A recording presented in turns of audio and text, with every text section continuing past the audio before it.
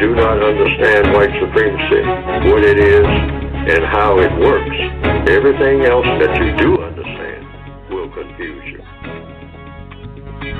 In all of these 9 areas of activity, economics, education, entertainment, labor, law, politics, religion, sex, and war.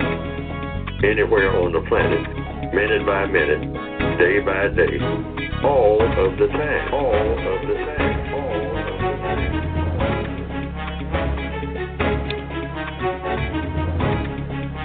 All righty, good morning, good afternoon, good evening, wherever you are over this planet. Welcome to the Counter Racist Code Show, or CRCS, with Mr. Neely Fuller Jr., and me as your co-host, Mr. Bobby. This is another edition, the March 10th edition of the Counter Racist Code Show, and we will be taking your calls, and I will be reading your Gmails. Here's the number that you can use to call in, 516-453-9921. I will repeat that, 516-453-9921. And if you would like to Gmail me, which many of you have, and thank you, it is the numero 7, Mr. Bobby, BOBBY, @gmail.com. On the line, live from Washington, D.C., we have Mr. Neely Fuller Jr., and as is our custom, we start off by saying, good morning, Mr. Fuller, and how are you? Good morning. I'm still learning. You are still learning. Okay, quite a few Gmails that I have, a lot going on in the news. I will try to get to as many of them as I can, but we take the phone calls first. And before we get started, or while we're getting started or leading off, will be Lucifer. Lucifer, you are now live with Mr. Neely Fuller Jr. What is your question for Mr. Fuller? All right, Mr. Fuller, my question is prefaced by some comments from a lot of research I've done. I've learned from you that I'm always still learning. That's the only status I have. So let me start with my comment first, and then I'll get to my question, which I have 2. From my experience, non-white and white are no longer the categories in this war, and they may never have been exactly. For me, it's black and non-black. All races outside of the black race are being showcased and sacrificed for this grand deception, particularly the term Indian, which is special. My research shows that modern-day India was known as Hindustan because they were Hindus at the time until the year 1492. Which is the same year that Columbus discovered America and claimed that he had found the West Indies, which didn't exist because India didn't exist, though that's not what they were called. So it seems that it's an obvious subversion of what they would call the American Indians in America, which have now been called the Native Americans to allow the Hindus to operate as Indians, where Indi as a prefix means dark or black, as in the color indigo. Additionally, Columbus, a Spanish man, only decided to travel west after Spain had just finished a revolution against its Moorish black leaders. The Moors conquered Spain, which that revolution ended in 1492, the same year that he supposedly discovered America. The Islamic Moors controlled Spain and much of Europe from 711 AD until they were defeated in 1492. So it actually seems to me that it weakens our ability to be united independently as black people and see that all other races are products / spawns of a larger game, and that the true religion of white supremacy is actually black inferiority, the opposite. And as in keep black confused and in the dark, pun intended. From my experience, all non-blacks seem to have the same problem as whites with the natural gun in the pants of black men. Everywhere I look for an all-black group, there's always non-blacks in the groups, like spies, creating issues within the group. It's like the original game of chess, which was created by the Hindus, called Chaturanga. It was originally a 4-player game between 4 warlords that would try to beat out the other warlords. Thus, I imagine that it's all the other colors ganging up on the genetically superior color, which is black. The best way to win at chess is to invent the game. and beat your opponent before they even get to the board.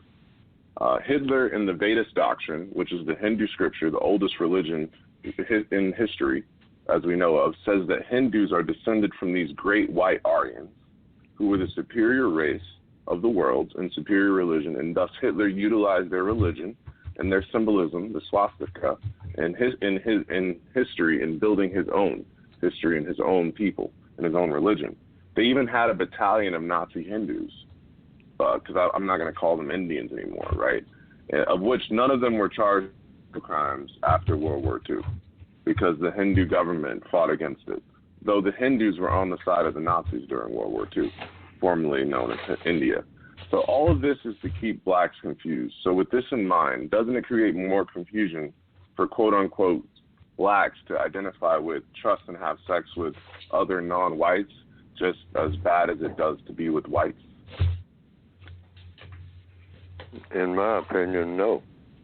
But if that's what you want to go with, under the United Independent Compensatory Concept, that's why it's called United Independent. If that works for you and accomplishes the things you want to accomplish, go with it. That comes under VGQ, Victims Guaranteed Qualification. You are qualified to take that position with these classifications. In fact, you can have dozens of classifications if that works for you, if that does what you want done, and it has a constructive result for you and for others. Whatever has a constructive result. Doesn't make any difference about the labels or anything else. What is the result of whatever position you take on anything? Whether it's classifications of people, or what you want to call them or not call them, or erase all the standard titles that people do use and start all over again, that works for you. And if it works for other people who are around you, and you accomplish what you're setting out to do, because it all comes down to what are you setting out to do. And so I've taken the position that I've taken because I think that it will work best, smooth the transition, and I try to keep it as simple as possible without adding too much or taking too much away, and coming up with the correct labels that I think would work best. But that's just me. That's the way the United Independent Compensatory System works. And it's not my job to convince anybody of anything, just to lay it out there, what my view is, because no one has solved the race problem. The race problem has never been solved by anybody. That's why we still have it. So there are no geniuses, no smart people when it comes to, someone stepping forward, including myself, and saying, I got the solution. Because I don't have the solution until it's proven. And it's only proven when there's no race problem. That's the only way it's proven.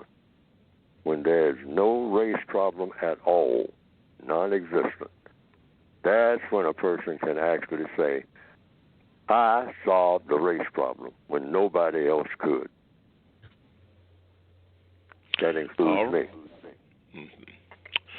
All righty. Thank you, Lucifer, for your call. I had a quick follow-up as well, and then I'll save my other questions for later after the other ones are done. The quick follow-up was, additionally, if we're if not using black or non-black codification, shouldn't we be decodifying or recodifying color with terms like melanin sufficient for former blacks and albino/melanin deficient for former non-blacks? Like, why give melanin deficient or whites the privilege of being a color that doesn't truly exist? What I say in the textbook is that there are three classifications when it comes to race. And in my opinion, that's what I'm going with until I see a reason not to. And that is white people, non-white people, and white supremacists. And that's it. I could add maybe dozens of other classifications. We already have dozens of other classifications in some parts of the world. Some people have told me there are actually dozens of classifications in a place called Brazil. But I think that just complicates matters. It doesn't make it simple. because I say the white people practice white supremacy. Those who do, those who don't are just white people. Because there are a lot of black people who look like they're white. I don't want to complicate that. What has been mentioned on this program is albinos. I know about that. I went to school with people who were albinos. And looking at them and looking at their skin, you would say that they're white. But they were black. Black, white, albinos. But they were non-white. Why? That was the classification. That's why they were in that segregated school with me. They weren't over there with the white people. They were sitting right there in the school with me. Segregation, confusion. See, the white supremacists know exactly what they're doing. And they figure that I don't know what I'm doing when I try to figure out what the classifications are. But so I just went off on my own and I said 3 classifications: white, non-white, and white supremacists. And the white supremacists, that's a political category. All righty. 516-453-9921 is the number that you can get in contact with Mr. Fuller here on the Counter Racist Code Show, also called the CRCS, along with your co-host, Mr. Bobby, or 7 Mr. Bobby, BOBBY @gmail.com. Let's go to the Gmails here. This comes from Gigi, and she says this, Mr. Fuller. How is it, or can it logically be expected of illegal prisoners of war not to become bitter, resentful, and or hateful towards their psychotic criminal captors that are causing them great harm globally under concentration camp conditions? How can you not be bitter? Yes. Yeah, from the imprisonment. Well, it comes down to a question.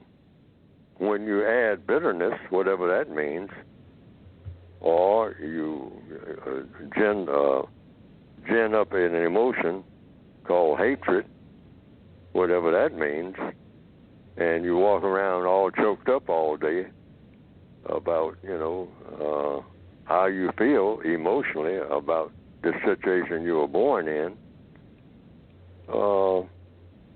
how do you not do that? You not do that by understanding that you were born in this situation. Mm-hmm. And you can be angry about it, or you can just try to figure out scientifically what to do about it. Because, yes, sir, in my opinion, that's black people's assignment. We were put here for a reason. I was thinking about that this morning again and again and again. What are we here for on this planet at this time? Everybody, what are we here for? We were put here to solve problems. And how did I conclude that? Because we have problems.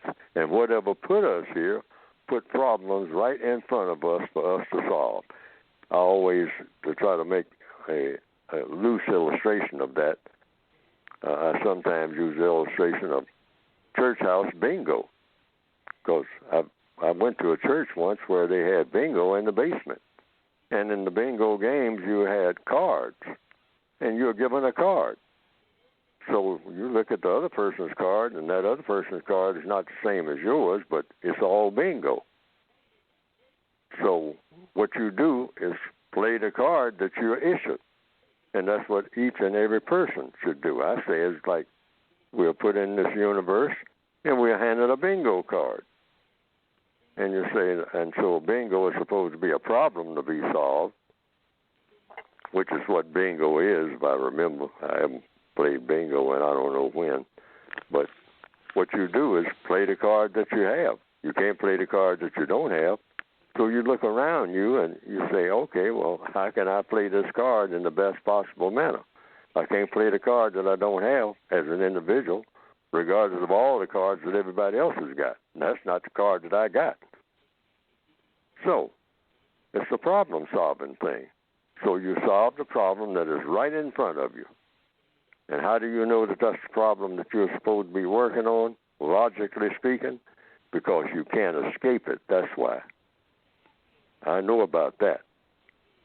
Because when I looked at this race problem, I backed off and looked at it from a long-range perspective at a very early age when I was in my 20s. And I looked at it and looked at it and looked at it, and I say, oh, I know what I'm going to do. I'm going to run from it and all the aspects of it. Every time something comes up that deals with the race problem, I'm going to let somebody else handle it. I ain't going to deal with it at all. I'm going to run. But then I found out real quick there was no place to run. Yes. That was scary. Okay. So that means I had to turn around and handle it. And that's the conclusion I came to. Other people can come to whatever conclusions they want to. That's the conclusion I came to. I got to handle it. Okay. Then she follows it up by asking you this, Mr. Fuller, how do you personally keep from hating them, knowing who and what they are and what they are doing? Because I don't hate bears. I mean, even though a bear might be chasing me, I understand the bear. The bear is chasing me for a reason from the bear's perspective. Okay, if I can tame the bear, well, then I'll do that. But initially, I might have to do some running, okay, before I can get an understanding with the bear. So it has nothing to do with hatred. It's just a functional thing. White people have been taught that black people are supposed to be chased down, dominated, and mistreated. That's what white people are taught. You go the way that you're raised, the way that you've been taught all your life. They haven't been taught anything else, not in a serious manner. Their parents tell them, well, treat everybody right, but they're very vague about that when it comes to who those bodies are. All right? They say treat everybody right. They got churches and all this and different religions and philosophies, and they have professors in all the schools, poking holes in the air with their fingers, talking about this and that. But when it comes down to practicality, it's a different thing when it comes to people of color. All right?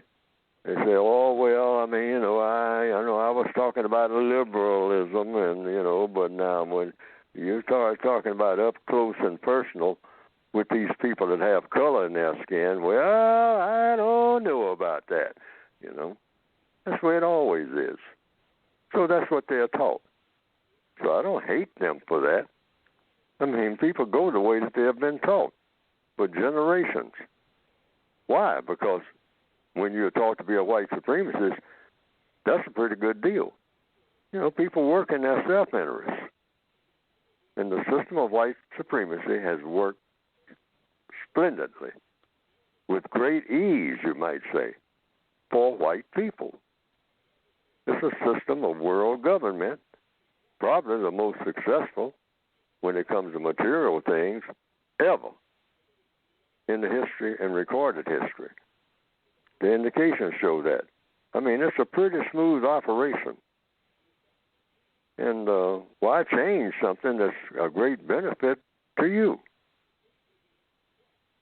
So I guess in answer to the question is I understand it. See, if you get angry if you don't understand it. But, that's just the way that they've been taught. Like tigers teach their cubs. Hey, you want to eat, don't you? Well, I got to get out here and show you how to hunt. Because there's only several types of food around here that will make you strong as a tiger. You think you're going to eat just grass and all like that. That might help you some, but that more, you got to have some meat. And what we got to go do, we're going after those cows that come through here every now and then. All right? And you're going to attack them. And you're not mad at them. But you got to attack them if you want to eat. And, you may not want to do it, but we are tigers. We have to have meat. the teeth that you have, all designed to go after meat. That's the way we were born, you know. So that's the way I see it. And I think I'm looking at it correctly. Okay. People go the way that they're taught, all people. All righty. You're listening to the Counter Racist Code show with Mr. Neely Fuller Jr. here on ProduceJustice.com.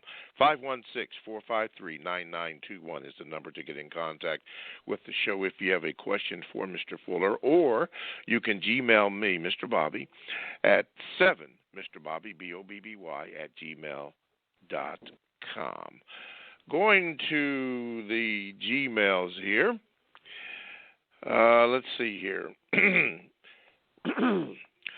Okay, this is from Harry. And he writes this.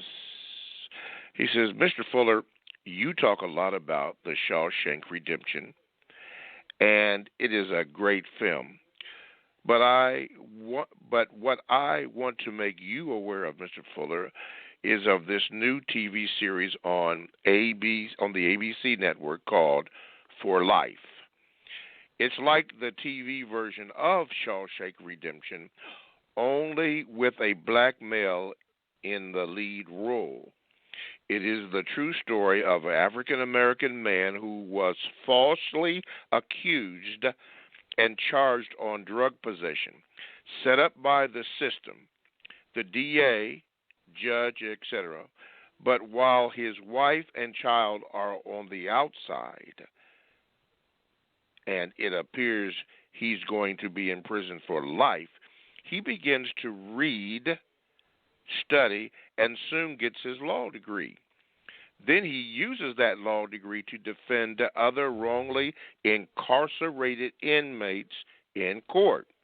He shows up in court with a suit and tie, and then after the trial, he puts back on his prison jumpsuit and returns to his cell.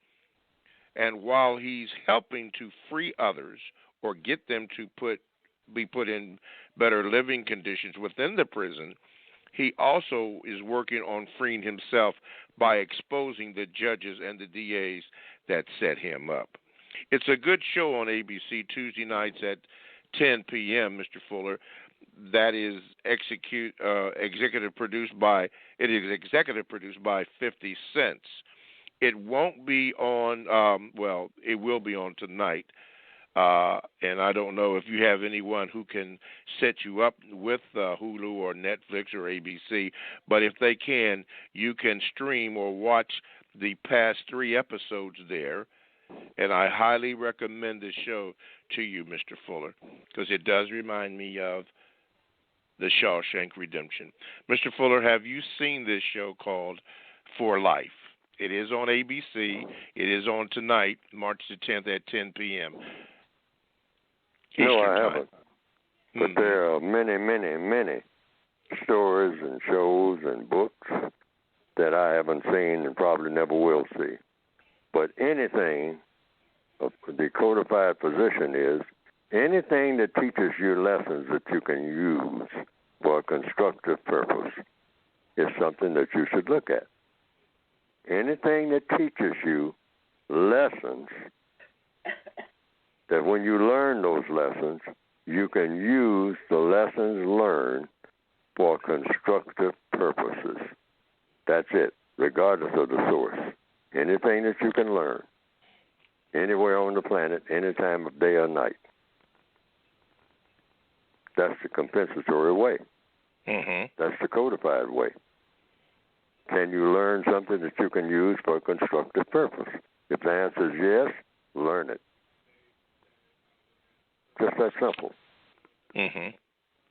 I have seen this program, Mr. Fuller, that Harry is speaking of, and it is a very good program. And his analogy is right because it does have or mimics the Shawshank Redemption, and the black man is in the lead role of Andy. I think it was Andy Dufresne in the Shawshank Redemption, and how he is fighting the system. It can be frustrating at times, looking at the injustices or how cruel the white supremacist system in regards to imprisoning somebody is. It can be very cruel, but it's also the reality of what we live in today. So that Shawshank Redemption is very good. And while we're on that, have you had an opportunity to see The Irishman yet, speaking about, Jimmy Hoffa in particular? No, I haven't, but I intend to. Okay. Yeah, well, get ready because it is a long movie, but I think it's well worth your viewing it if you get the opportunity to do that. Okay, 516-453-9921 is the number that you can call to get in contact with Mr. Fuller, or you can Gmail me at the numeral 7, Mr. Bobby, BOBBY @gmail.com. Jocelyn Henry has this Gmail for you, Mr. Fuller. He said, Mr. Fuller, the first caller mentioned that sex between blacks and non-blacks can be just as detrimental as sex between black male and white female. At a time when white supremacy is increasing, its methods to separate the black male from the black female by ways of homosexuality or the upliftment of so-called interracial sex. Wouldn't it be logical to conclude that any sex between people classified as black and those classified as non-black, is that harmful? If not, please explain how sex between a black male and an Asian female is beneficial in contrast to a black male and a black female. Asian is not a color. So there's confusion right there. Asian is not a color. As far as I know, I've never had anybody put a plaque on a wall or whatever and say, now I'm going to show you the Asian color. There are people who are in places called India who are called Asians, Southeast Asians and whatnot. But, when you look at them and you look for the color factor, I'm talking about seeing what you're looking at, really looking at a person and seeing what color that person is. I've never seen an Asian color, period. If you go by the word Asian, what is the Asian color? I don't know. I've never had a professor or anybody go to the board and say, now I'm going to show you specifically what the Asian color is like. And I'm going to show you what all the other colors are that are not Asian. I've never seen anybody do that. Maybe I need to go to school and find out what the Asian color is. That's confusing to me. Mm-hmm. And counter-racist science is not about confusion and adding to confusion that's already here, because there's plenty of it. I say white, non-white, and white supremacists. I see no reason after all these decades to change it until somebody shows me where it will be more productive, constructive to change it and keep me from being confused and more confused than the white supremacists, because they are not confused by what they're doing. Mm-hmm. Not at all. They don't stand confusion among them at all. They don't add to it. And they don't get confused about nothing. I mean, that to them is sacrilegious to be confused for 5 minutes about anything. They're going to eliminate confusion. The white supremacists are very efficient when it comes to eliminating confusion. They are not going to be confused. And that makes them even more powerful. Mm-hmm. Yes, sir. Okay, just here, Mr. Fuller, we are going to take a pause here. You are listening to the Counter Racist Code Show with Mr. Neely Fuller Jr. here on ProduceJustice.com. Contact number is 516-453-9921, or you can Gmail me at the numero 7, Mr. Bobby, BOBBY, at gmail.com. For all the information that you need about this show, its books and publications, and any other information, go to ProduceJustice.com and you will find all of the information that you need, how to get in contact with the show, how to look the show up on YouTube, all other information, ordering books and so forth. And by the way, we'd like to thank you for your tremendous book order. You are ordering the books, and Mr. Fuller will address that in about 15 minutes about his book and all the information that you need from that. So thank you, and keep on listening to the Counter Racist Code Show, or CRCS, live at ProduceJustice.com. I believe there are past shows there also that you can listen to. Maybe my producers and engineers will let me know this, but yeah, you can do that. Okay, back to the show. Let's go to Mark. Mark from Canada. Go ahead with your question for Mr. Neely Fuller Jr. Mark from Canada. Okay, there you go. Yep. Okay, sorry about that, Mark. Okay, go ahead. Yep, no worries. It's a pleasure again to speak to Mr. Fuller. I was just going to ask him, with the institution of slavery and colonialism and all those other systemic violence that we face as a people, how has that shaped us into who and what we are and as a people today? Because, I mean, it doesn't seem like we've taken an assessment of what's happened to us through those many years of brutality and how we have evolved into who we are as a people to this day. So how has that shaped us into who we are today, Mr. Fuller? The system of white supremacy is the greatest government in recorded history that has ever existed. The most successful government. It has wiped out the validity of all other governments based on color, the color of the skin. A very simple formula that somebody thought up, apparently. Somebody thought it up, otherwise it wouldn't exist. Someone sat down and took a look at the entire world and say, why not do all of the world's business on the basis of what color somebody is? How do you think that would work? And somebody probably said, well, I don't know. We could try it. Well, now how would we work it? Well, let's say that we'll have some people who we will recognize as white people, all right? And then everybody else will be non-white. And say, well, non-white, how white is white and how non-white is non-white? Well, we'll decide that as we go along, okay? And we will do the deciding. See, that's another thing. We'll have to convince the people that that's what they are, that they are non-white, even though they're looking at themselves and they might say, well, I don't know, what are you talking about, non-white and white and non-white? Well, just listen to me, and I'll tell you all about it. And don't try to do any thinking on your own. Just listen to me. And I'll lead you about what this is all about. I'm inventing something called racism. And I figure you don't know anything about it because you didn't invent it. So all you dark-skinned people just fall in line behind me, and I'm going to come up with a formula that's going to make everything just fine for everybody.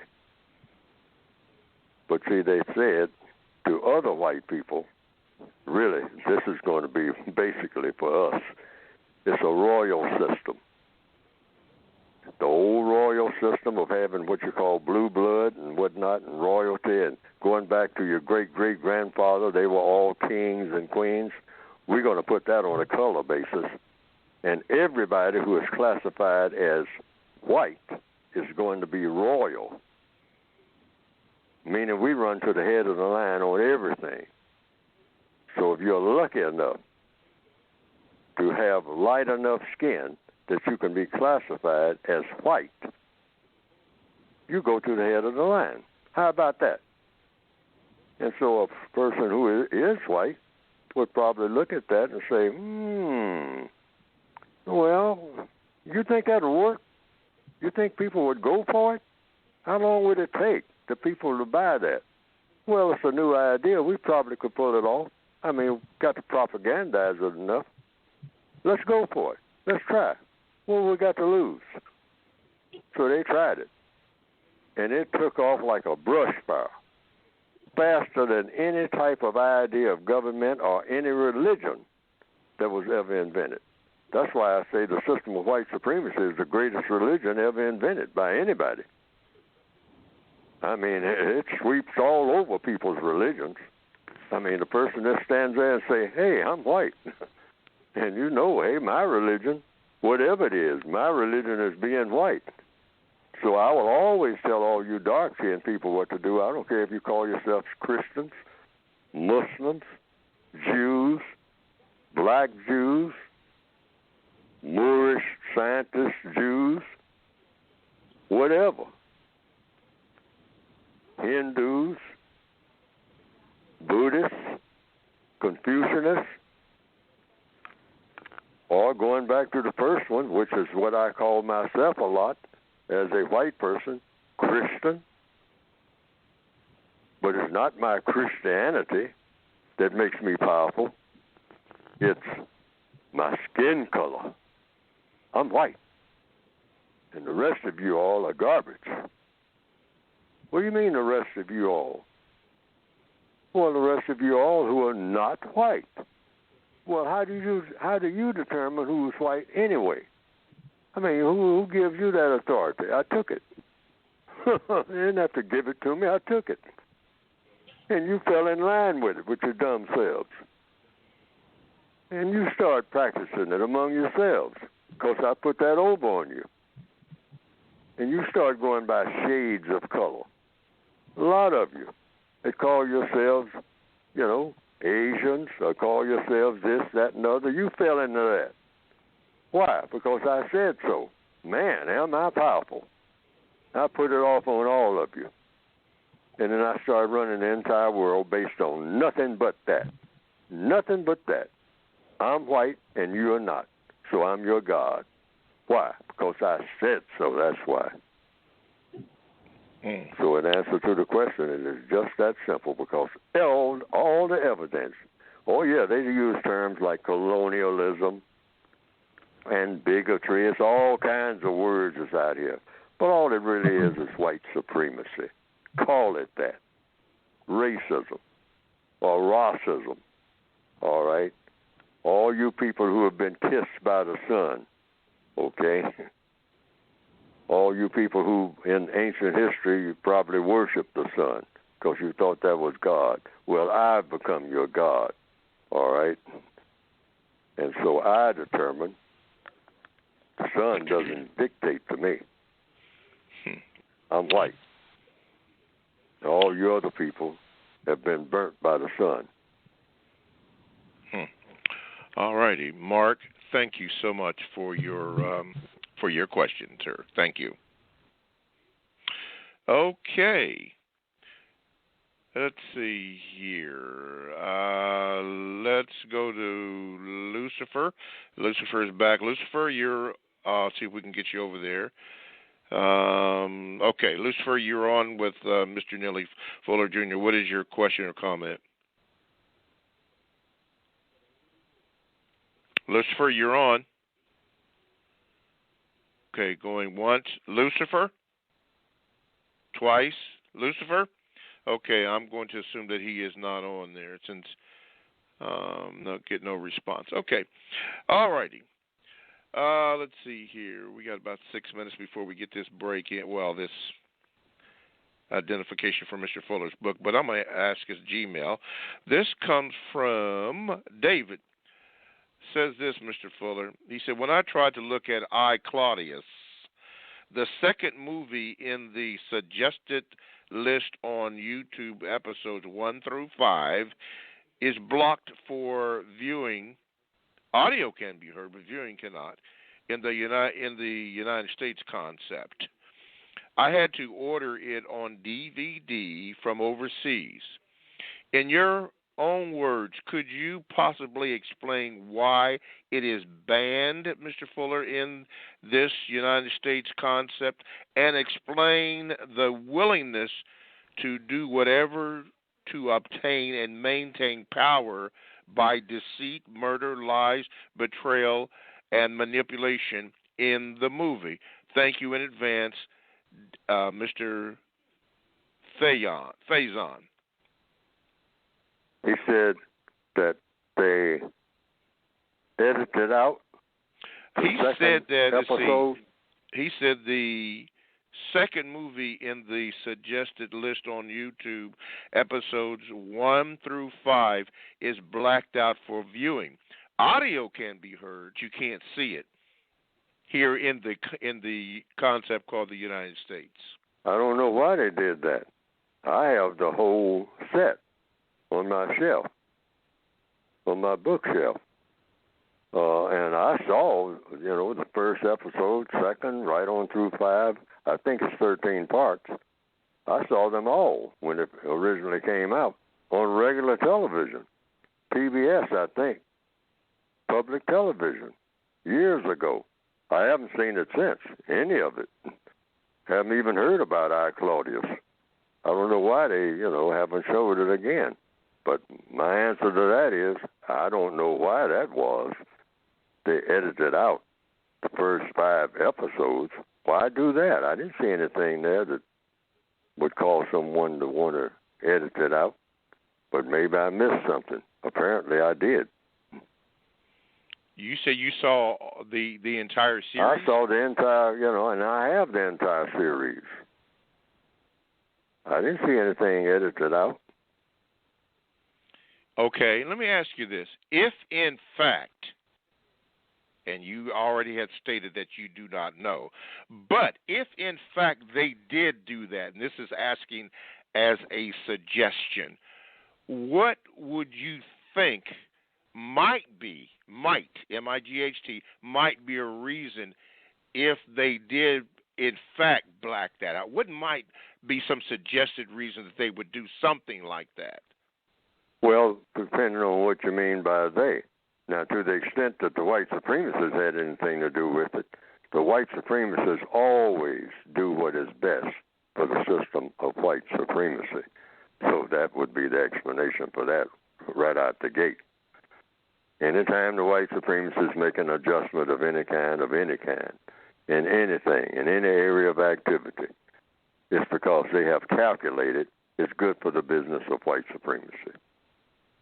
That would be my answer. Okay. To the extent that they had anything to do with it. Now, if the white supremacists didn't have anything to do with it, I couldn't answer that question. Well, that is a sufficient and codified answer that I was looking for. And that was the they that I was identifying. Yeah, they're the usual suspects. Yeah, always. Thank you. That's exactly correct. They. Okay, the usual suspects.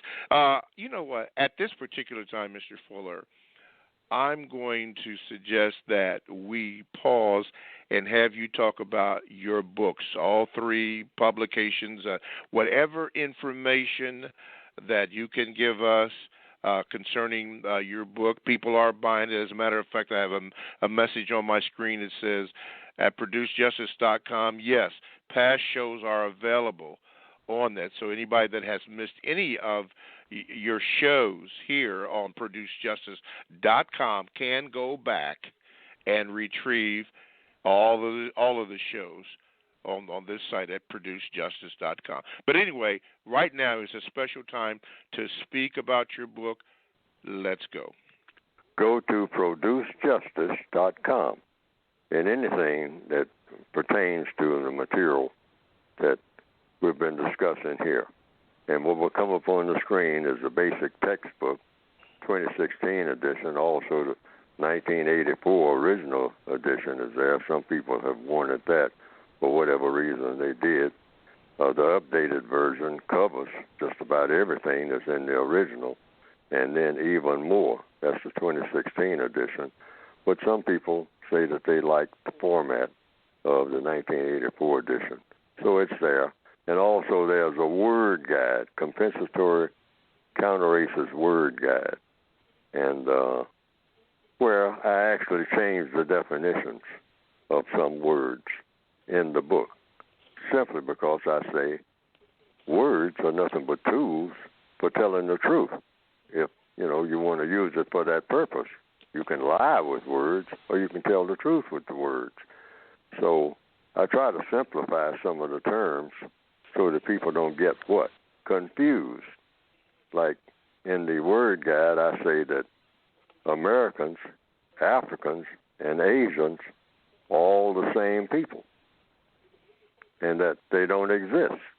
Americans don't exist, Africans don't exist, and Asians don't exist. Why? Because Americans, Africans, and Asians, by definition, are people who don't mistreat people. And they help the people who need help the most and make sure that they get it. Now, nobody does that on the planet. People might aspire to do it, but they're not doing it nowhere on the planet. People are being mistreated all over this planet, according to all the information I get. I don't know of any place that anybody can go where somebody is not being mistreated. I haven't heard of such a place. I'd make a trip there in a minute just to see. Mm-hmm. No one is mistreated, and all the people get the help that they need when they need it, the most constructive help. I don't know of any people like that where that's a guarantee. All right? So Americans, Africans, and Asians are people who guarantee that no one is mistreated and guarantee that the people who need help the most gets the most constructive help all the time, without fail. That might be an aspiration of a lot of people, but that hasn't happened yet, nowhere on the planet. So none of these people really exist if you go by that definition. So what do you have on the planet? You have white people, non-white people, and white supremacists. Because for one thing, to guarantee that no one is mistreated and to guarantee that the person who needs help gets the most constructive help, you'd have to have a thing called justice, because that's the definition of justice. And justice cannot exist in the system of white supremacy. That's impossible. And that is the most powerful government on the planet. So you can't have justice anywhere on the planet as long as you have white supremacy, directly and indirectly. You can get the book. Now, I just gave it a long-winded explanation of one of the things that's in the word guide alone. But I got a lot of words in there that I go into depth. And I'm talking about things that when you use these words, somebody's going to have a serious problem trying to argue against you. Because everything in it is supposed to be totally logical, going by logic, not going by Neely Fuller, going by the logic that came with the universe, okay? And so you can get the books by going to producejustice.com. But I just wanted to give a little sample of what's in the word guide alone. But everything in there is designed to help the victims of racism to think, speak, and act in a manner that gets the most constructive results in every area of activity, a sort of a guideline in all areas of activity: economics, education, entertainment, labor, law, politics, religion, sex, and war. A lot of people say that, have said, I guess they imply that I don't tell enough about how black males can get along with black females. That's in the book. Whole section. That's a large section of the book about sex. and how black people should interact with white people when it comes to sex and why. Just don't give suggestions and walk off, because that's not the compensatory way. You got to explain what you say, and it better make sense. Better make more sense than anything that anybody else could say that would be contrary to that. That's what codification is, and that you don't spare Neely full on that either. If it doesn't make sense, you throw that out. That's out of the park altogether. Okay. ProduceJustice.com. Alrighty. Right. We can do that. Okay. Before we get to, I guess it's Lucifer. Listen, anytime that you call in to the show by calling 516-453-9921, I'm told that if you hit the number 1 button on the show, or on the line that you dial in, that will elevate you to the top of the line, so to speak. If I am incorrect, my producers will let me know that. But hit that number 1 button when you after you call in, and you go to the top of the line. Okay, do we have Lucifer on yet? We're trying to. Yes. Okay, there we go. Okay, Lucifer, go ahead. Earlier I was speaking. I guess you couldn't hear me. So my question this time around is regarding my name, Lucifer, and darkness in regards to the lives of blacks around the world and non-whites. Darkness is seen as a bad thing. It's, you speak about it in the book. And same thing with Lucifer and Satan and all the dark entities of every religion. If we can imagine under the context of white supremacy, all of those dark entities are us. They represent the blackness that we are. That's what we're talking about when something's dark. We have to understand the word and the languages behind it. Could you just speak on that a little bit, like in regards to Lucifer? Because I know that my God isn't the white God that they worship, right? My God would be the black God that they hate. It would be that Lucifer, it would be that Satan, it would be that thing. And so I guess, Dr. Fuller, I'd like to hear from your experience. Like, why do you consider Lucifer, Satan, and all the dark entities of all the world's religions a bad thing in the context of white supremacy? Or wouldn't they be a good thing? I haven't thought about it that much, because I say everything is either constructive or non-constructive. That's what I start with. And when you start talking about good and evil, I say that in the state that people are in now in the system of white supremacy, it's very difficult to ascertain what good and evil are, because the white supremacists confuse just about everything. Religions change. When religions I guess from my perspective, like, they consider themselves to be good, right? That's the only way that and they have to make us bad so that they can be good. In the context of white supremacy, then white must be good and black must be bad. Oh, sure. Well, right? All through the code book, if you look at the word guide, I talk about darkness. We talk about black, and everybody understands that, and black is supposed to be something terrible and all like that. But that word dark is everywhere in the English language, and it's associated with something that you should avoid at all costs. If it's dark, get away from it. Now, there are some exceptions. They'll say, like, dark chocolate is good for you and all like that. But these are the exceptions. But generally speaking, when you say dark, oh, my goodness. I mean, you don't want anything that's dark. D-A-R-K, oh, no, dark, dark. Oh, no, get away from it. Get it out of here. Throw it out the window. Destroy it if it's dark. Because dark is evil. I mean, hey, if it's dark, it's evil. That's the way it is in the English language and in the system of white supremacy, all right? They deliberately made it that way. Anything dark, I mean, hey, get the broom and sweep it out, okay? So naturally, when you look at a person, you look up from the desk, and a person who has dark skin walks in, my goodness, what in the world is that? Get it out of here. Throw something at it. Shoot it. Exactly. That's why in my head I say, well, shouldn't we embrace it just like embracing the term nigger? If they're going to call us evil, we should be evil and see it as a good thing. It's a good thing because we're embracing it rather than rejecting it. And not that we have to act like what we think evil is, but we can be evil to them, and that's okay. Well, that's what the white supremacists will do, anything as long as they wind up to be the most powerful people in the room. That's the way they think. Am I the most powerful person on the scene? You know, when I walk up, does everybody cater to me, regardless of what I do or what my agenda is? All these dark-skinned people of any shade, tan, beige, yellow, as long as they're not white, do they cater to me when I show up?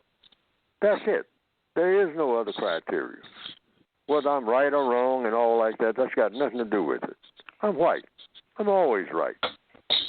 The words white and right go together. They sound alike even. Okay? So, hey, that's it. It's called white supremacy. Everybody get used to it. It's going to be here forever. That's the white supremacist ideology. So, it is proven to be something that doesn't guarantee justice. So that's all the more reason to get rid of it and replace it with what? A system that guarantees justice. It's just that simple. It's not complicated at all.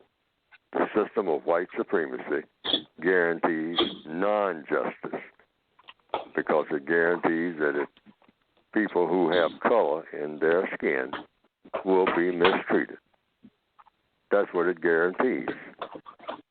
And that is not the correct system for the people who populate this planet called Earth or any other planet anywhere.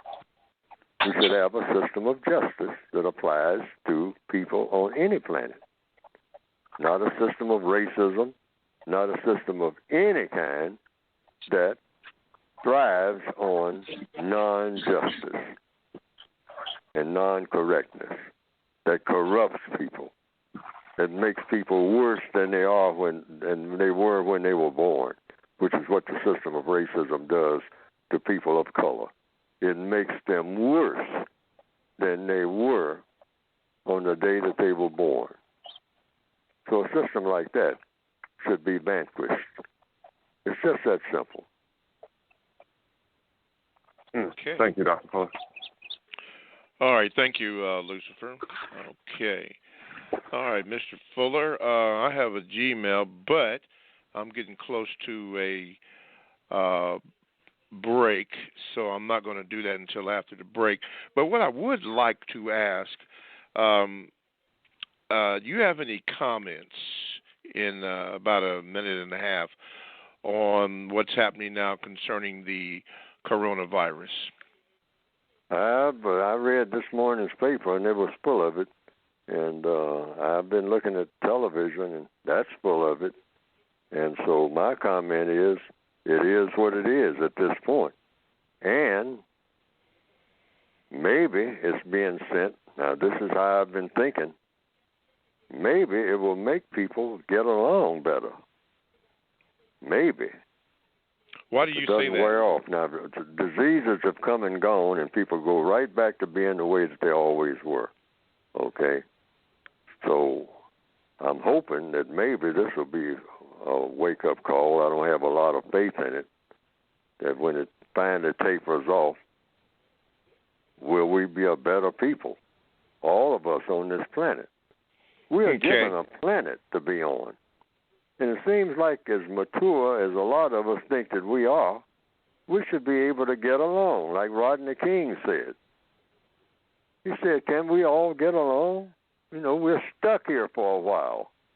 Can we all get along? That's an important question. I raise that question in my own mind all the time. Can we get along? I mean, is there any reason why we shouldn't get along on this small planet out of all the trillions of stars and planets and whatnot out there? We're just a small part of a big picture. And all this fussing and fighting about nothing. I mean, we're just as crazy as we can be to be conducting ourselves this way. And the white supremacists feeding it by glamorizing what? Death, destruction, making heroes out of people that kill people. Okay, we're going to pick this up on the other side of the break here. That has concluded the first hour of the Counter Racist Code Show with Mr. Neely Fuller Jr. and me as your co-host, Mr. Bobby, here on ProduceJustice.com. Thank you for listening to the first hour, but stay tuned for the second hour of the Counter Racist Code Show with Mr. Neely Fuller Jr. And I am your co-host, Mr. Bobby. To get in contact with this show, you may call 516-453-9921. That is 516-453-9921. And when you call that number, make sure that after you call it, hit the number 1 button, and I'm told that will elevate you to the top of the call list. And as soon as Mr. Fuller finishes what he is speaking about, then we can plug you in, and you will be next. Okay.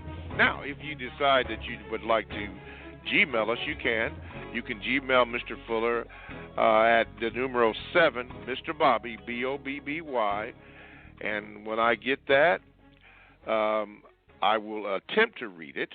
However, if I do not read it on this particular day, which is March the 10th, your Gmail, will be read at some point in time, and Mr. Fuller will address your Gmail.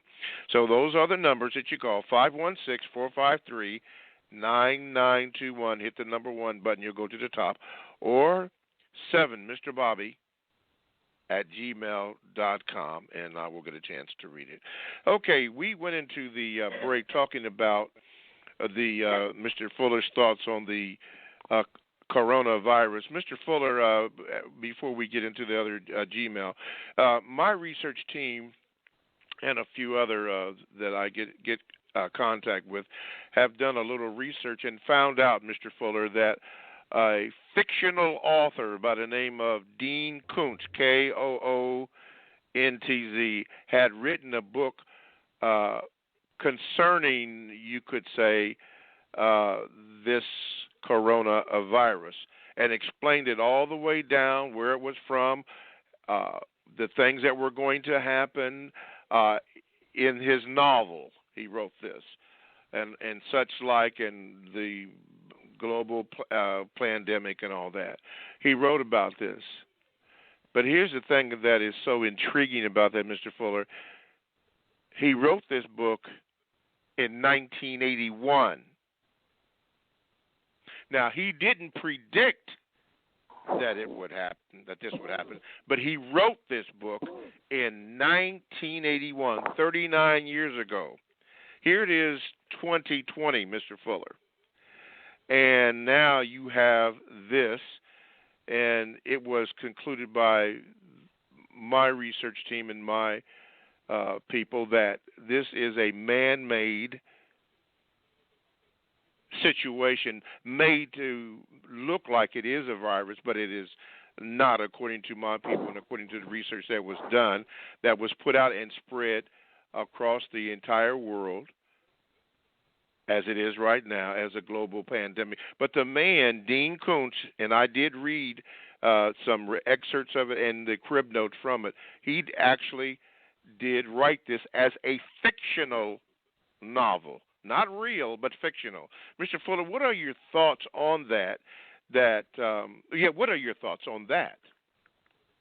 Well, my thoughts on that is that whether fiction or true or whatever, the white supremacists know about diseases for the most part better than anyone else on the planet because they have access to knowledge, and they got a pipeline to greater knowledge and understanding of anything, more than any of the other people, the non-white people on the planet. That's why they're powerful, because they seek knowledge all the time. They're constantly seeking to learn. And when it comes to black people in the Northwestern Hemisphere, they have programmed us not to want to learn anything except how to deal with the ghetto. All right, and black people embrace that all the way. Okay, we're prison yard thinkers. All right, and we tailor all of our thinking and all of our ambitions just to how to wheel and deal in the prison yard. And we have that type of small mind because they have led us in that direction. Why they're always thinking of the entire universe. Everything from a grain of sand at the bottom of the ocean, every ocean, they want to know all about that. And they want to know about every grain of sand on some planet 10 trillion miles away. Now, when you have that kind of ambition, your mind expands, and you become smarter than everybody just by thinking that way, becoming familiar, totally familiar with every grain of sand at the bottom of every ocean here on this planet, and becoming totally familiar with every grain of sand, every speck of dust that's swirling around the planet Jupiter. I mean, what kind of mind is that? You're familiar, you know what that sand does, you know where it's going, you know how long it's going to spin around the planet Jupiter. You can predict a grain of sand or a speck of dust, and where that speck of dust is going to be 10,000 years from now, where that speck of dust is going to be 10,000 years from now, by the pattern where it's going around Jupiter now. When you think at that level, and all homeboy's thinking about is whether or not what angle he's going to do today to pull his pants down and walk through the street. That's the extent of his thinking. That's his grand plan for today and for next week. Now compare those two minds and see who is going to become dominant on any planet. Just think about that as an idea, okay? It's the same way with these viruses and all like that. The white supremacists, they probably know all about them, all right? They probably have thousands of viruses, or what they call viruses, or just plain old diseases, or whatever you want to call it. They probably got them all sitting on shelves in cans and can walk you through there, I mean, in huge museums and vaults and whatnot that's up under the ground, under control, temperature control and all that. And they can walk you through there and they'll say, well, this is one that we're going to spread out here. Probably we can use this in Brazil come the year 3001. All right? You know. And let me show you what we got over here. Take you to this section. And, you know, and now these are some designer viruses that we're working on producing. They can probably do that. They're probably doing that even as we speak. Taking somebody who is with them, someone of their persuasion, the white supremacists. They can walk through all kinds of chambers and whatnot under the ground. We don't know about this stuff. All right. And so they got thousands of diseases they can come up with that they're, put under guard, keeping them under control, temperature control, all like that, and they release them when they want to, and they cut back on them when they want to. I can see where that's very possible and most likely. You're talking about people who really do some thinking. They're not small-time thinkers, not at all. Okay. All right. Let's go to the Gmails. This is from Victor. Excuse me. Let's go to the phone. I'm sorry. Let me see here. Yunin from France. And I probably mispronounced your first name, but you're up. Go ahead. Thank you. Hello, Mr. Fuller. It's a caller from France. And I just want to tell that thank you for your work because it's very hard to find something that's so accurate on the situations of the black people in the world, because it's just not. I come from Africa, and presently I am living in France, but it's not just. I would say it's just from what I see and live. It's not just the black American man. It's worldwide. Even in Africa where I live, where I have grown before come to France, is the same situation. Only that is the president who is under the white supremacy, to be honest. And it's very hard kinds of improvement in reality. No matter how we try, from decade and decade and decade, it's the same situation after all those years. And I just want to tell that I am very grateful because for your work. And it took me years. It took me almost a year to accept it, because it's very hard for, I believe that your work is not very accepted by men, because it's very hard for us to accept that no matter how much we think we are doing good, we are not free. How can I say that? Because I am normally French. My French is my basic language, so maybe I'm not speaking as well as I would like to. But basically what I would like to say is thank you, because it's opened our eyes on what is really going on, because even if somehow we can pinpoint there is a problem in economic, education, there's so on and so on, we cannot really find the root like you did. And that's very important. And I hate, to be honest, I have hated your work for almost a year. But the thing that strikes me is the showing of thought. And once that strikes me about us, because it's what we are doing. We come here, we work, and then we go back home, we buy a big car, we construct house too big for us, and then we say we have done something compared to the people we are left there. So I would say thank you. And I think you are a bit ahead of your time, unfortunately. And I don't think your word will be welcome right now, because there is tons of showcasing all over the place. And unfortunately, I don't think your work will be welcome for a very, very long time. And lastly, I would say that it would be great. I think your book should be at least 3 or 4 times longer than what it is, because I didn't come. It's very concise. Your book is very concise, and that's great. But if I didn't come after I read your book and come on listen to the radio show that you did, I will not accept any of your point, to be honest, because it's only through the show that you really go deep down and show us and make us admit where we are and what is really going on. The book is great, but too concise, I would say.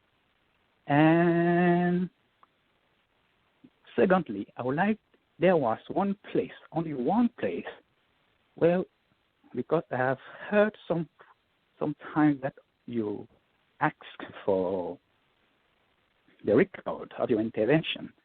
If there were one place where all those records could be stored or to be accessible, just one place, because they are scattered all over the internet right now, but there is not one place where all of them could be accessible.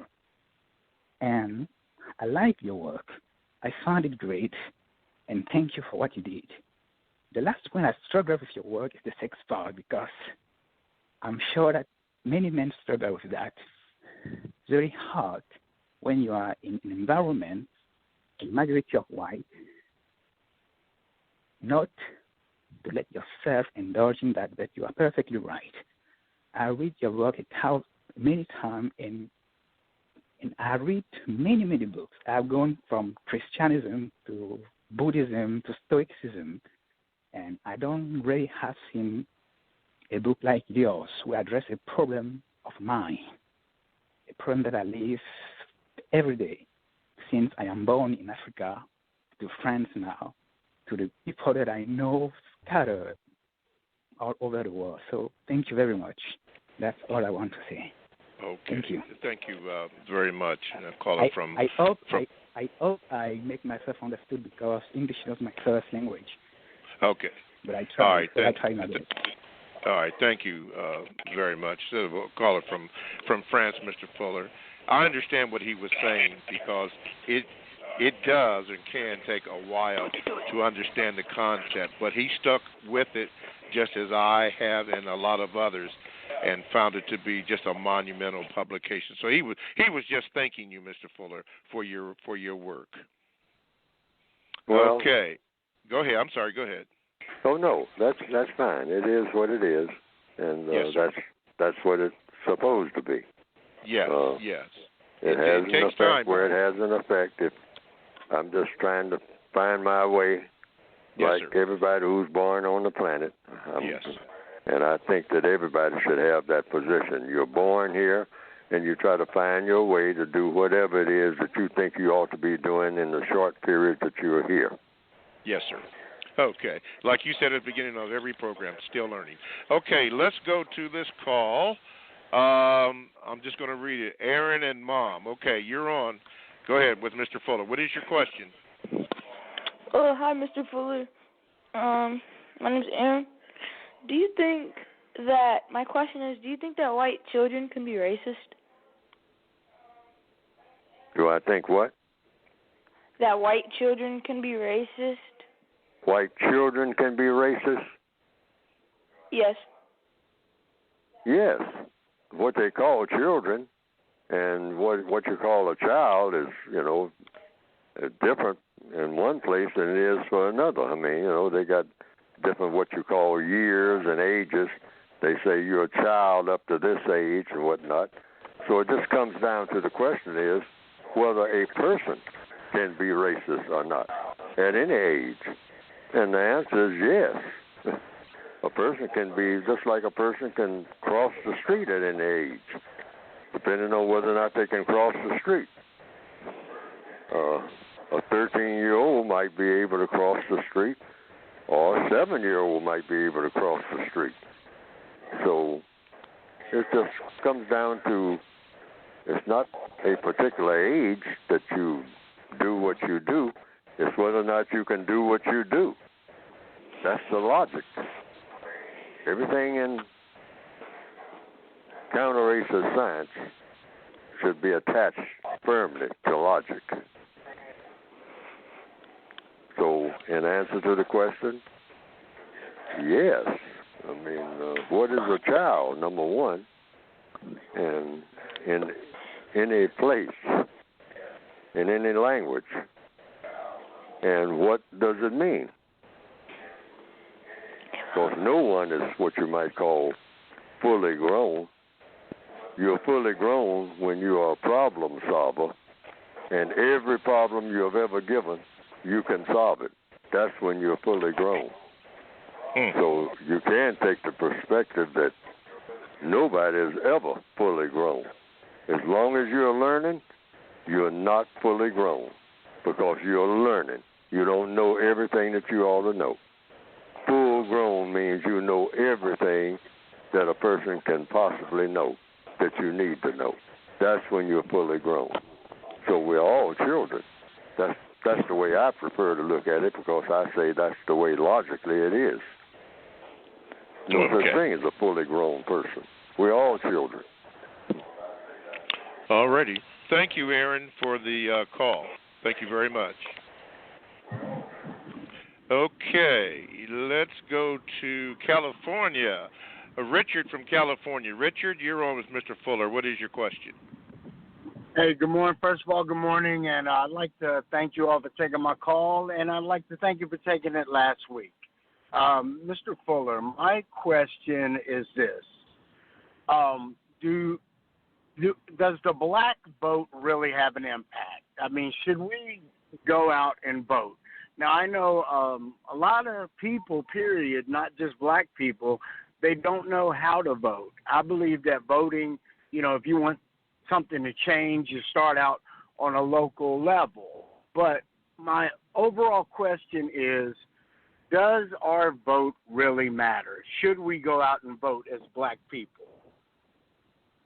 And the answer is, it depends on where you are, and it depends on what the result has been when you do. And so that will vary from person to person. There are a lot of people who say, oh, yes, I voted, and as a result of me voting, I got some things that I wanted. And another person says, I vote all the time, and I never get nothing. And that's true. So it comes down to your circumstances. So each person has to make up his or her mind whether or not they're going to get what they're after as a result of what you call voting. It's just like voting is no different from any other activity. You do it, and you get a result. That's what activity is. Just think of it as an activity. You do this, you do that. If you're sawing a piece of wood, and if after you saw that wood, you're able to saw another piece of wood, and the next thing you know, you've fixed the steps to the house. Okay, so you say, well, does carpentry work pay off? Yeah, well, it depends on what carpentry work you're doing and what your objective is. If you were trying to fix the steps and you were able to fix the steps by fixing the steps, and you wanted the steps fixed, and now the steps are fixed, that was the result of what you did. Now, the person next door said, well, I tried to fix my steps, and I just couldn't fix it. I mean, that porch that I got, every time I tried to do this and do that and whatnot, something was always wrong. And the whole thing just fell apart. And so I'm just giving up. I ain't doing it no more. I think I'm going to do away with the whole porch. And then so that's that person next door to you. Okay, well, I got a question then. Yes, I loved your analogy, first of all. So would that be based on knowledge? Like earlier when I stated that some people don't know how to vote. They'll just go to like the general election and vote, but they won't vote on a local level. Would you say the person who could not finish the activity of completing the steps properly, would that be like a version of the non-educated voter compared to the voter with knowledge that fixed the steps? Well, knowledge is power, so you find out what you're going to get for any activity that you're in, whether you call it voting or call it by any other name. It's an activity. Action, action, action. Think of it as that. I'm going and do something, and when I do it, that's going to be an action. Now, what am I going to get as a result of the action that I took? So if your action is voting and you got something as a result of it, well, hey, I might go back and do that again because I got something that I wanted. And so I think I'm going to do this again, okay? Or if I didn't get it, find another way of doing it, okay? Or looking into it and find out why it didn't work that first or second or third time that I didn't get nothing. I did this and I didn't get nothing. I'm going to find out why I didn't get nothing, okay? And might make some tweaking going on there, some modifications. But it all comes down to what the individual was after in the first place, what you expected to get, and what you got. That's the codified way. That's the compensatory way. All right, that makes sense. What did you ask for, and what did you get? And if you got it, well, you got what you asked for. And if you didn't get it, find out why. All righty. Richard, All thank right. you so much from California. Thank you so much. Thank you, and I'll call you again next week. All righty. Thank you, Richard. Okay, Mr. Fuller, one of our loyal listeners, Jane Lance, gave some VGQ here, and I just told her that I would read it. It says, I've been trying to watch some of the films on your list, Mr. Fuller. This past weekend I watched Pinky, and it had many lessons. I would like to suggest, Mr. Fuller, a film from 2002 entitled Rabbit Proof Fence. It's about indigenous Australians and the system of racism, white supremacy. In the film, a white government official named Mr. Neville, who the indigenous children call Mr. Devil, explains to a white woman that if they, indigenous people, have offsprings with a white person, by the third generation, their grandchildren will be considered white by the Australian government. The movie is a must-see. It shows that indigenous Australian people were being treated like our stolen African ancestors. Their families were torn apart, and their women were put in domestic positions in rich white people's houses, while their children were kidnapped and forced to live in white so-called religious schools in the 1980s. That was from Jane Lance. Have you seen that movie, Mr. Fuller, Rabbit Proof Fence? I have not. I think I heard that title. But if there are lessons to be learned, mm-hmm. and because that's why everybody should look at any movie. What are the lessons to be learned? I'm saying black people, particularly in the Northwestern Hemisphere. Mm-hmm. When someone suggests that anybody sees a movie, the first thing that black person should say, this is my suggestion, are there any lessons in that movie that I need to know? You know, that's what you should ask when somebody recommends a movie. If some black people make a movie, you say, well, wait a minute. Before I go to see this movie, I'm not looking for thrills. I want to know, is there a lesson to be learned that I can put to use that will better my condition? Mm-hmm.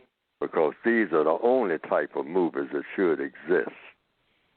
Just movies that there are lessons to be learned, that after you come out of that theater, you can say, I learned something in this particular movie that I can use that's going to make my condition a whole lot better than it is. That should be what we have in mind when we look at movies.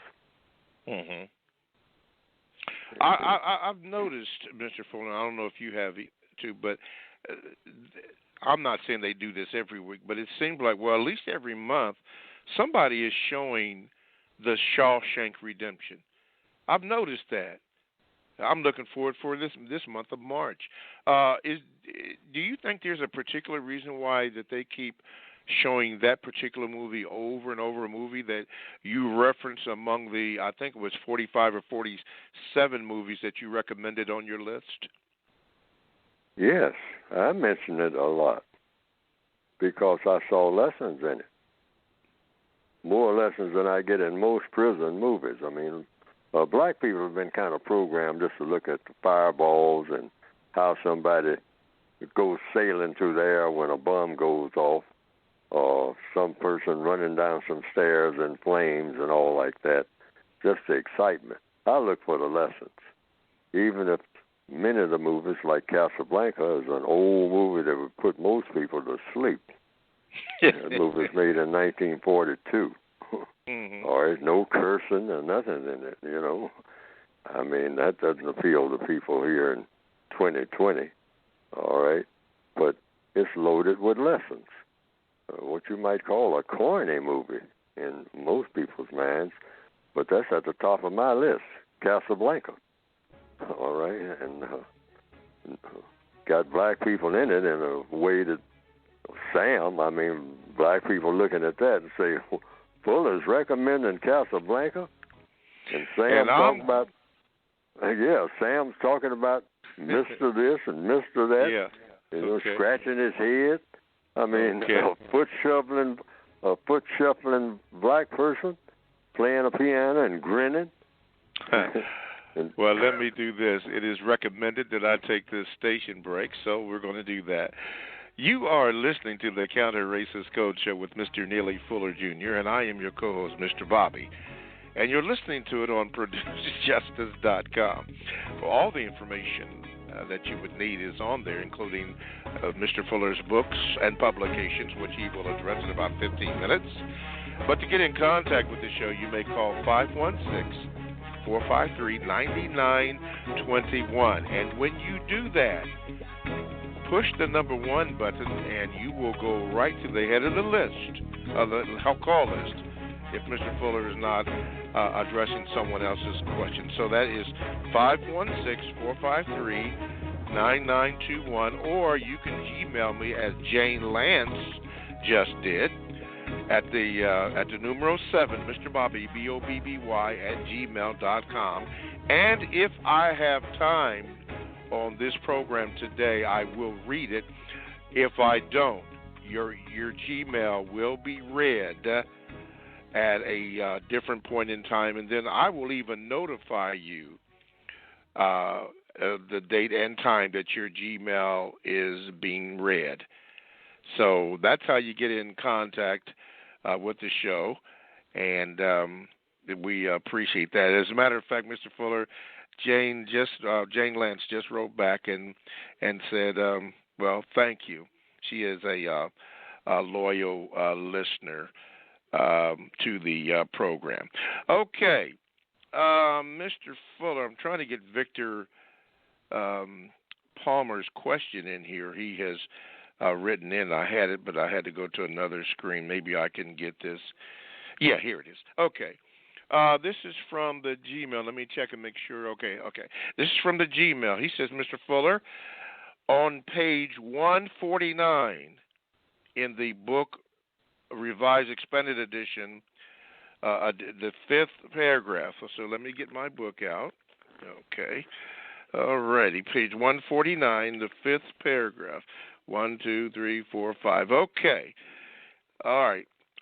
It says, quote, regardless of what you may have been told, expect at all times to be mistreated as a result of so-called, in quotations, laws, end of quotes, and or quotations, legal system, end of quote, that you are involved in and or subject to during the existence of the system of white supremacy racism.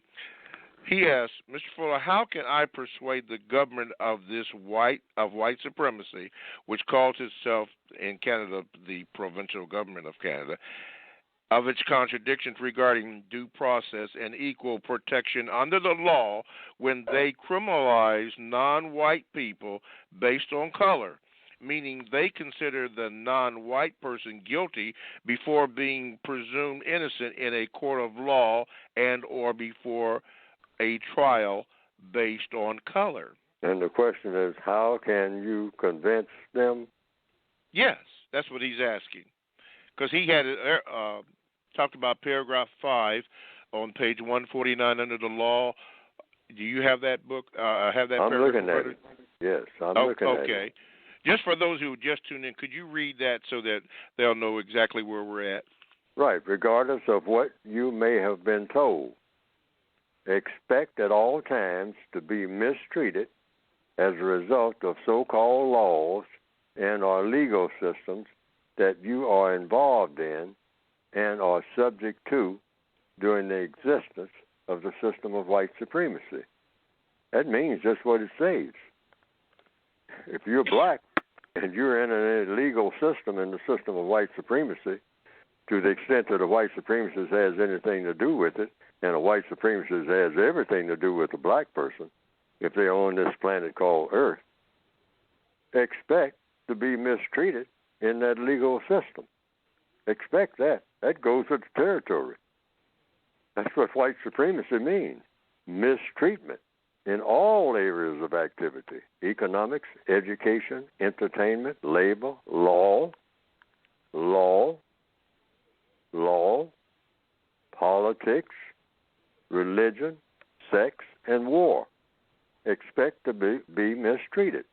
You go to court, expect to be mistreated.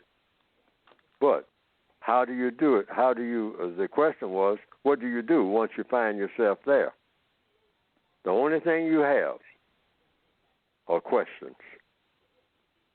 Because in a court, if you notice, everything is questions and answers. You go in with a whole bunch of questions, endless questions about everything.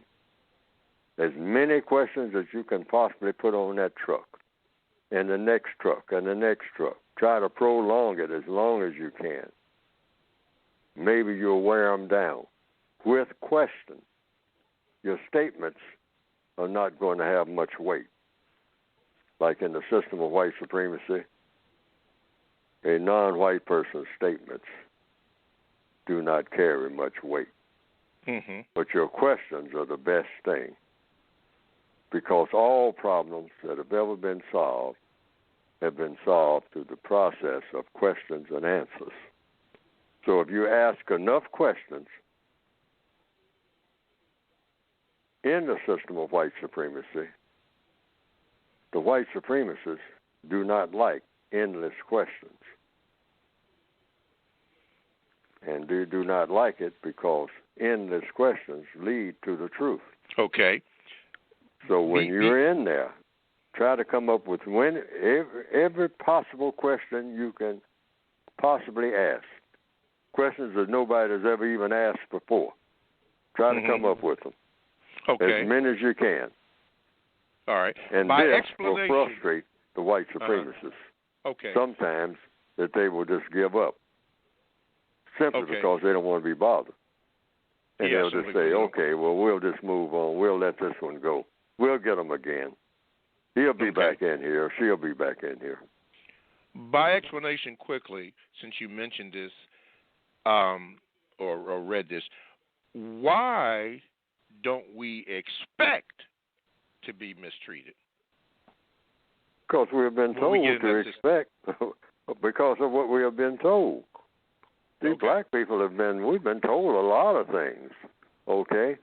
But if you realize you're in a system of one government, a world government, and the name of that world government is the system of white supremacy, a system of white supremacy is about mistreatment of people who have color in their skin. That's what it's designed to do. So you expect mistreatment anywhere you go, any time of day or night. And if you don't, you're going to be one frustrated person who's going to be running back and forth to psychiatrists and all like that, thinking that something is wrong with you. No. Well, something might be wrong with you, and that is you have bought into the idea that you're not supposed to be mistreated. See, and that is a huge error on the part of anybody with color in their skin. Yes, sir. When you think that you are not supposed to be mistreated. That's a mistake. Okay. In the system of white supremacy, you're supposed to be mistreated and act accordingly because you expect that. And that's the first step toward becoming, if you ever will become, sane. Because as long as you think that you are not supposed to be mistreated, you are insane if you're black, if you're non-white. That's a flat statement. You're as crazy as you can be if you think you're not supposed to be mistreated in the system of white supremacy. Because that's the only system that governs your entire existence. Okay. Now, he goes on to say this, Mr. Fuller. He says, when the racist white supremacists mistreat and dominate me based on my color in any areas of people activity, how can I, Mr. Fuller, use my emotions to lead me to constructive logic when my code work is not completely solving my problems? Problems are solved through what? Questions and answers. There's no problem in the universe that's ever been solved, or, according to logic, ever will be solved anywhere on the planet or in the universe, except through the process of questions and answers. Period. And as a prisoner of war, a prisoner of the system of racism, when you go into the warden's office, all you have is questions. Yes, sir. But you have to choose your questions carefully and think about them way before you get there. Like Andy Dufresne. He asked a question, but the warden took offense to the question. What was the question? He asked the warden that got him into solitary confinement, the prisoner, Andy Dufresne. He said, "How can you be so obtuse?" Yes. And the warden says, "Obtuse." I don't even think the warden knew what the word obtuse meant. No, sir. But the warden felt like he was being insulted. And the warden says, "Hey, do you know whose office you're in? You know whose prison you're in? This is my prison. This is my office. You're going to come in here and tell me that I'm something called obtuse? I'll show you obtuse. A month in the hole. How about that for obtuse?" All right. So they dragged him out of there and put him in the hole. Okay. Yes, they did. And so Andy Dufresne didn't mention that word obtuse no more. He did not. Okay. Now, like I said, you have to be very selective in the questions that you ask. All right? Because if it sounds like you're name calling, that's not going to work. You can't call the white supremacists a name that they don't want to be called, or you're going to suffer greater consequences. So you don't do any name calling. In fact, you don't call anybody any name, ever. I don't care who it is, except the name that that person wants to be called. I never called anybody by any name, nicknames, anything else, white or non-white, under any circumstance, except the name that that person wants to be called. Why? Because it works better, that's why. Codification is about doing what works and getting rid of everything that doesn't work. And how's, in answer to the question, stay in the question lane and ask questions without doing any name calling or being insulting. Just ask questions. And don't argue about the answers that you get. Accept the answers that you get and then move on to the next question. Always have another question. Until what? Until all questions have been answered. And there's no way to know if all questions have been answered until all questions have been answered. And how will you know this? When all problems have been solved. If your problem hasn't been solved in that courtroom, that means there wasn't enough questions raised by you if you were allowed to ask any questions. This is why in court they got the deck stacked. Because if you are defending yourself, they usually don't want you to ask any questions. Have you noticed that if you've ever been to court or observed the court, even on television? The person who is being accused can't ask questions. You can only answer. Why? Because it's something that the white supremacists understand. The person who asks the questions has the most power. Mm-hmm. The person who is trying to answer, that's the person who's got to squirm. Okay. That's why a lot of defense lawyers will say what? Don't answer that. Yes. Why? Because they know a question is loaded. All right. Yeah, don't answer that. Yeah, they'll jump up and blurt out in court sometime. Don't answer that. Don't say nothing. Don't even try to answer that. Because you're fixing to walk into something now. All right. Yes. Okay. From the Gmails, Alpha the First says this. Recently, Mr. Fuller, there have been several incidents in the British media against the current new Royal Duchess Meghan Markle. Two of the most relevant ones was a British reporter posted a picture of two white people holding the hands of a monkey in a suit leaving a hospital. The reporter basically made this post when Meghan Markle and Prince Harry left the hospital with their first child. Now, just recently, a British reporter on MSNBC said that Meghan Markle was 5 clicks up from trailer trash. The treatment of the Duchess of Meghan Markle is causing a lot of confusion among the non-white people, specifically non-white females. They are confused on why Meghan Markle is not being treated like Duchess Kate Middleton, the white princess. Question, Mr. Fuller.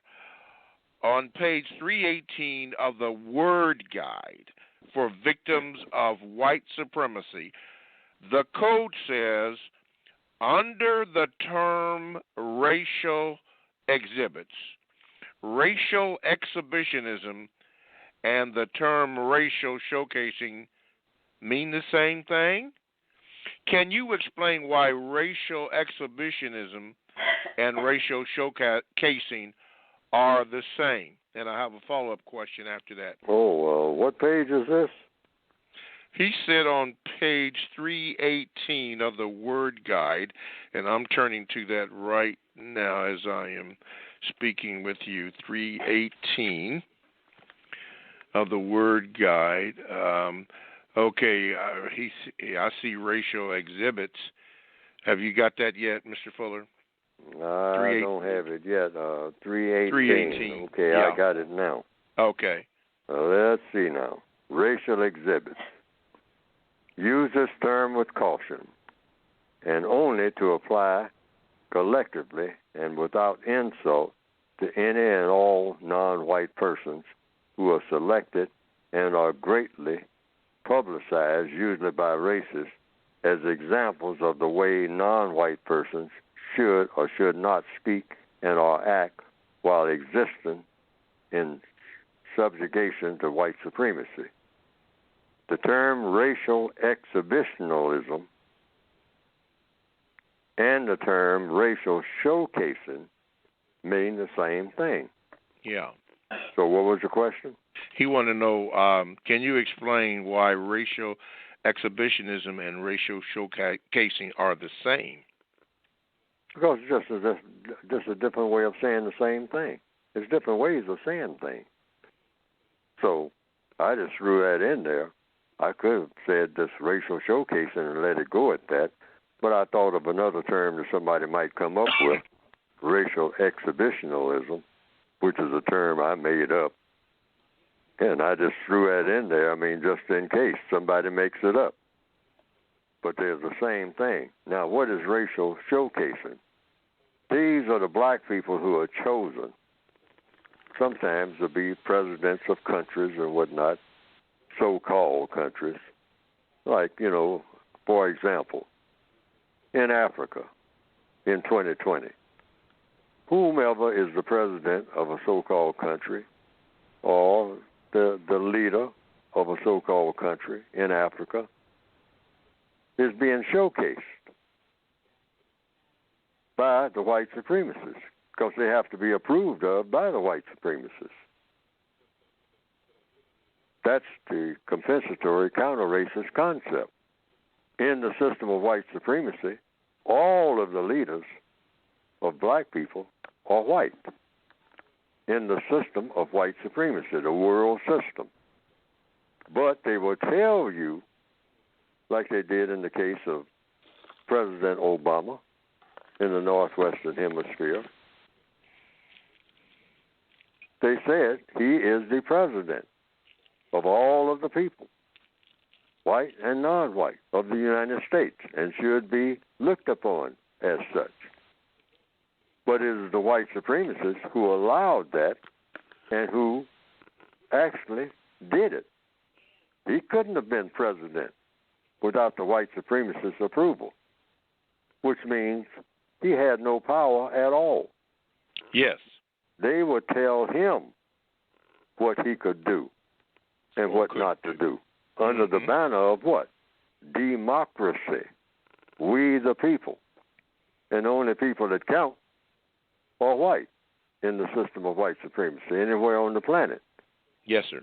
So any so-called black leader anywhere on the planet, or president, or king, in the system of white supremacy is mislabeled, because it is the white supremacists who decide what they can do and what they better not do, regardless of what their intentions are. Okay. And that's been proven over and over again. So what is that called? Racial showcasing. In other words, they will put a black person up and say, now, don't ask me any questions. If you want questions asked about your plight, ask this black person, because he's in charge. And they wink at each other because they know that he or she is not in charge of nothing. Of nothing. Okay. Well, he goes on to ask this, Mr. Fuller. He says, is the treatment of Duchess Meghan Markle a real-world example of the meaning of these two phrases, or just one of these phrases?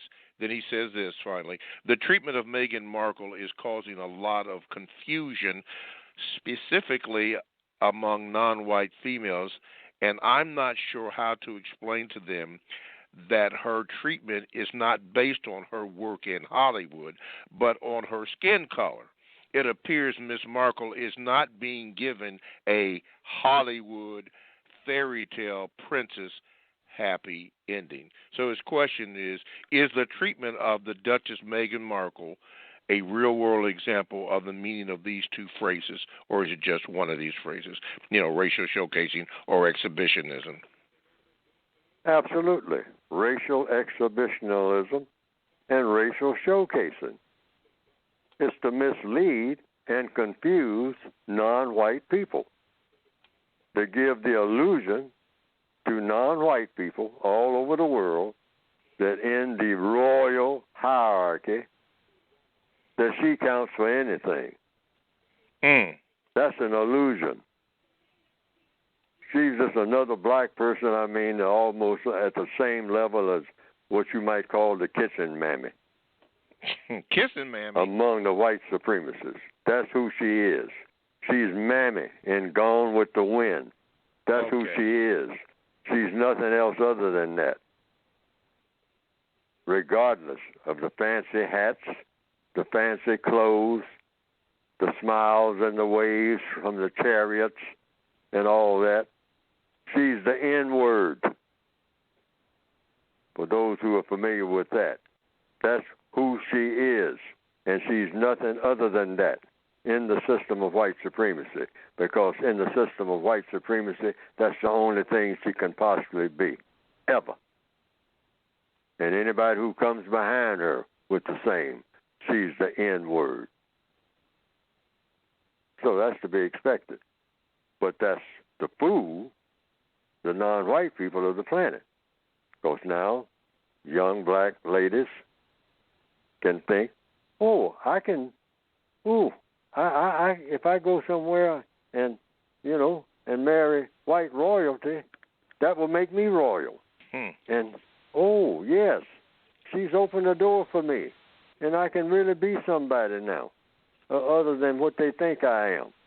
I can be a princess in the system of white supremacy. That'll never happen. Never. According to whom? Neely Fuller? No. According to logic. All righty. While we are here, Mr. Fuller, we have to do this, and that is we have about 5 minutes on the show left. Need you to speak about your books. Go ahead, Mr. Fuller. Yes, you can get the book or the books. I call them one book because I say one problem, one book. I wrote the book with the intention of solving the race problem because I think that that's the way to go. Codification is the way to go. I don't see any other way. That's the only thing that's left that hadn't been tried. And so I say you can get the volumes of the book by going to producejustice.com. And what will come up on the screen is you'll see I got 3 titles there. I just decided I was going to use all 3 titles so that maybe I can get the message over at a glance, hopefully. The United Independent Compensatory Code System concept, that doesn't tell anybody anything. If I saw that on a bookshelf, that wouldn't mean anything to me, but it's explained. It's explained in the book. But then on the center of the book, I put a compensatory counter-racist code. Now, that might get somebody's attention in the 2016 edition. And then in smaller print, so it doesn't attract a lot of attention when people are riding the subway and reading the book, a textbook workbook for thought, speech, and or action for victims of racism, white supremacy. So I had that in smaller print on the 2016 edition. On the 1984 edition, I had it in larger print. But I got to thinking, a lot of people don't have time to read except just when they're on an airplane or something like that. So I decided in the later editions to put that in smaller print so it doesn't attract so much attention. So much attention in what setting? Lots of black people might be on an airplane and want to read my book. So I had to do some scientific thinking there. You got a white person sitting there and they're seeing something saying victims of white supremacy. And they'll look at it and they say, hey, buddy, what's that they're reading there? You know, that's an interesting title. Now you got a conversation going that you don't really want because you want to read the book. I know somebody out there is chuckling at that one, but that could very easily happen. Okay? Mm-hmm. So I just wanted to throw that in. But the book is designed to address the individual problems of each individual non-white person on the planet as far as racism is concerned, assuming that racism has an impact on that person, in that person's mind, that somehow, directly, indirectly, they are involved in a system of racism. And so it tells you what to do and what not to do. It's just a book of suggestions. What's the best thing to do as an individual person without having to check with anybody? Just go to the book, check with the book, and act accordingly. Because chances are you won't have anybody around who can tell you what to do and what not to do, or give you some ideas. So they are guides. They can't tell you everything in detail about every situation. But if you can understand something about the system of white supremacy, what it is and how it works, and I tried to make the book do all of that, all right, so that you at least have some guidelines of what to expect in every situation so you don't get frustrated or confused, and what to do about it on a job or anywhere, or even just sitting next to someone on a plane who strikes up a conversation about race. What do you say? What do you do? What's the best thing to do?